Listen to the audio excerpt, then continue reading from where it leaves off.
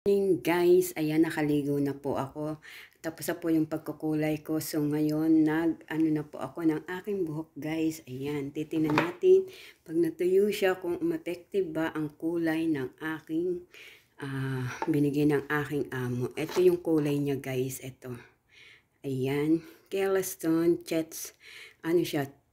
Ano yun? Chestnut ba siya? Ayan, chestnut ang kanyang color, chestnut. O, diba?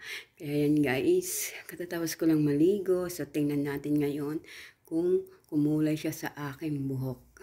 Guys, ayan. Kasi nga may puti-puti na yung buhok ko. Kasi araw-araw akong naliligo guys. Ayan.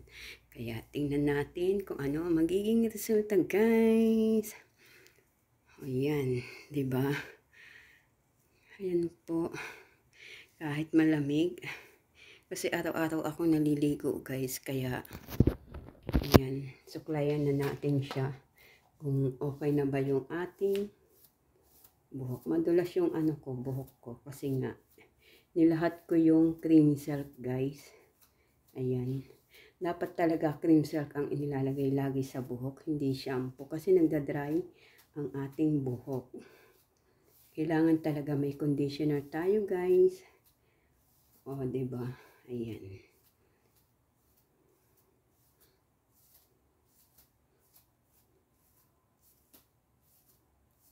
Siguro mamaya natin siya makikita ang effective ng ating buhok pag na siya natuyo. Kasi ang haba nga ng buhok ko. Yung sa kasama ko, okay na siya.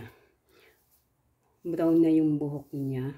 So, ayan, di ko alam kung effective ba tong aking buhok na to. Yung kulay na kulay brown. Kulay brown siya pag natuyo guys. Kaya tingnan natin. Maglilinis na din ako guys. Kaya yan, thank you for watching. Kung di ka pa nakaka-ano sa aking YouTube channel of Hacker Love, click on the bell para updated kayo sa aking buhay. Thank you so much for watching.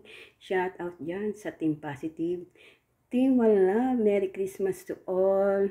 Kay Pabibos at kay Kitchiling Taste at kay LK. Ayan, shout out. At sa aking kabatang na si ang pangalan nito. Basta yun na yun. Hindi ko na maano. Shout out dyan sa lahat. Thank you so much everyone.